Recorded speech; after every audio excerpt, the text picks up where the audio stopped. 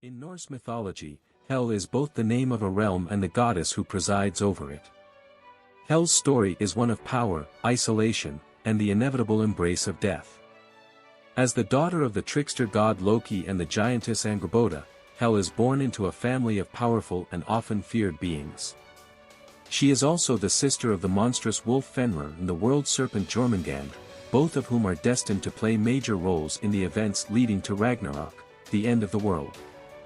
Hel's realm is a dark, cold, and somber place where the souls of those who died from illness, old age, or other unheroic deaths are sent. Unlike Valhalla, where warriors who fell in battle are welcomed by Odin, Hel's domain is quiet and filled with the unremarkable dead, a place less of punishment than of eternal shadow. When Hel was born, her appearance was unusual even for the gods and creatures of Norse myth. Her face and body were described as being half living and half dead. One side was that of a living woman, fair and youthful, while the other was dark, decayed, and corpse-like, symbolizing her nature as the ruler of the underworld. The gods, particularly Odin, looked upon her and her monstrous siblings with great concern, for it was prophesied that Loki's children would bring great suffering to the world. Fearing their potential for chaos, Odin cast out Hel, sending her to a realm deep beneath the roots of the world tree, Yggdrasil. This shadowy realm became her kingdom and was named after her, Helheim, often simply called Hel. In Helheim, Hel was given control over all who died of sickness, old age, or misfortune, those who did not die in battle or prove themselves as warriors. Her realm was not a place of torture or eternal punishment like the Christian conception of hell, despite some later associations. Instead, Helheim was a cold, gloomy place where souls led a shadowy existence. Here, the dead lingered, receiving no great honors but also enduring no torments. They simply existed in a muted version of life, reflecting the Norse belief that the afterlife was not necessarily glorious for everyone and that life and death were not sharply divided but part of a continuous cycle. The most well-known tale involving Hel occurs with the death of Baldur, the god of light and beauty. Baldur, beloved by all the gods, was killed by a trick from Loki, who manipulated Baldur's blind brother, Hod, into hurling a mistletoe dart, the one object in the world not sworn to protect Baldur. The gods mourned Baldur's death deeply and wished to bring him back from Hel's grasp. Hermod, another of Odin's sons, volunteered to journey to Helheim to plead for Baldur's release. Riding Odin's horse Sleipnir, Hermod made his way through the dark regions of the underworld, finally arriving at Hel's hall.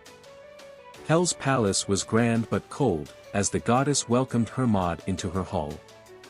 Hermod pleaded with her to release Baldur, explaining how much the gods and all living beings missed him. Hel, however, was not easily swayed.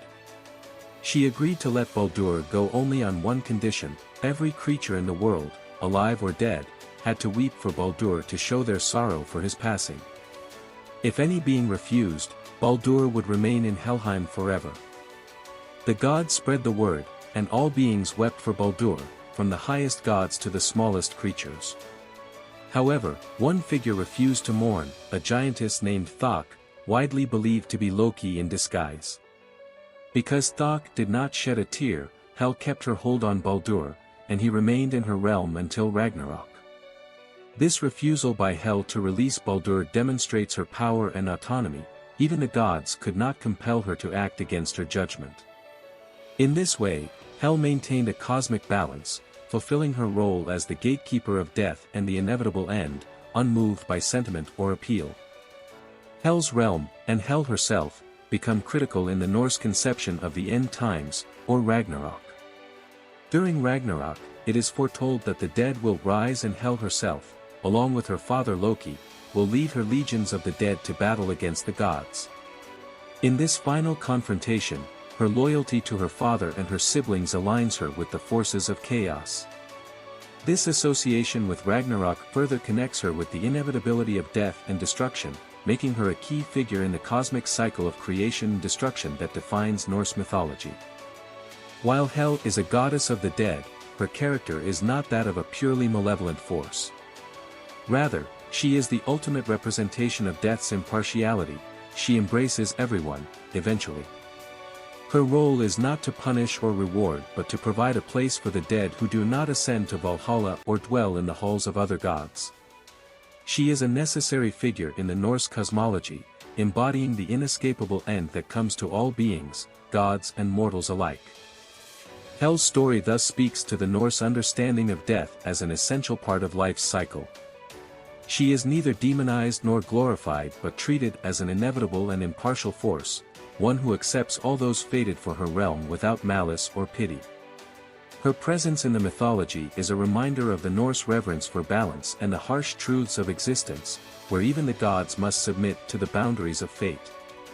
In the end, Hel represents both the mystery and finality of death, standing as a powerful symbol of the underworld and the cosmic order.